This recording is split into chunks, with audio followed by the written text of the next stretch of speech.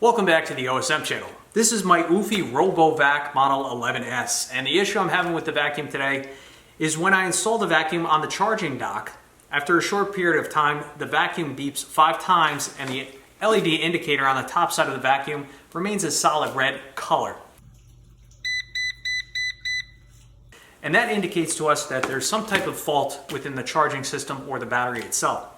So the first two things I advise you to check. For one, check the dock, on the top of the dock. Ensure that the white LED indicator is illuminated, indicating that you have good power going to the dock.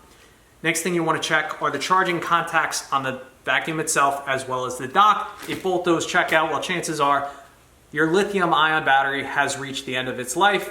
That is the case for my vacuum here. So in today's video, I'm going to teach you how to replace the battery. Pretty simple. First thing we want to do is shut off the power switch on the vacuum from on to off. Behind the front wheel, you will find the battery cover. In order to remove the battery cover, we're going to have to remove these two #1 Phillips head screws.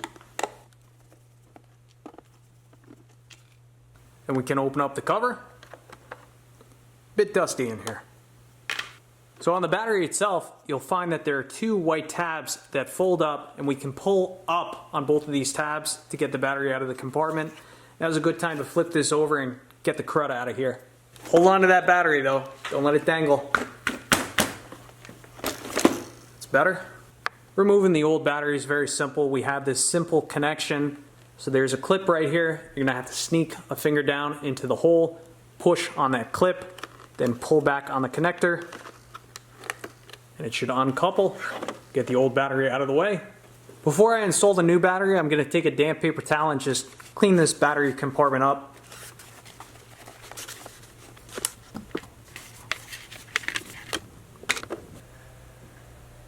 So here's the new battery I got directly from the manufacturer. I'm noticing that between the battery to the connector, there's actually 3 wires as opposed to the original battery in this unit. This one only had 2.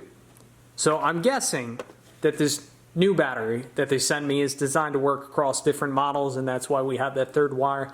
You can also purchase aftermarket batteries. I'll leave a link for an aftermarket one in the description down below. It's half the cost. Up to you which way you want to go.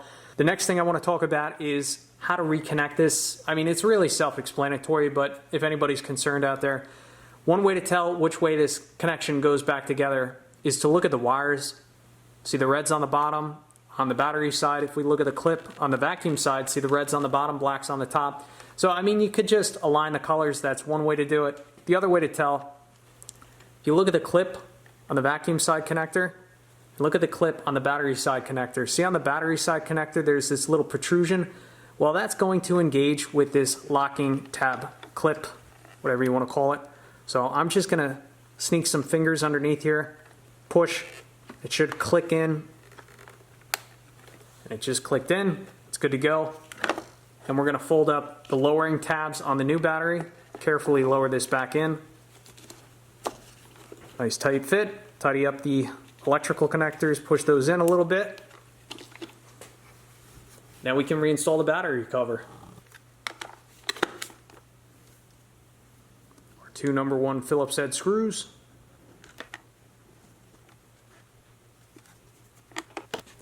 Finally, we can turn the power switch back on. Solid blue light, that's a good sign. Give the vacuum a quick test.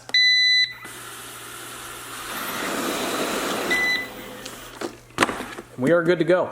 Final really important point here. I want to talk about proper disposal of this lithium-ion battery. You cannot throw these out in the trash because what can happen, garbage truck picks up your garbage, clamps down on this battery, it can cause it to spontaneously combust, which would cause a thermal runaway, could set the whole truck on fire, and if they tie that fire back to you, you could be out $250,000 paying for a brand new garbage truck. So the proper thing to do, check with your local town or county, tell them you have a lithium-ion battery. I'm sure they send you information in the mail all the time about how to dispose of these properly. Maybe go to a hazmat drop-off day, keep it safe in your garage, but again, dispose of these properly. Do not throw them out in the trash because you don't want to cause a fire. Anyway, I'd like to thank you for watching. I'll leave a link for that aftermarket battery in the description down below.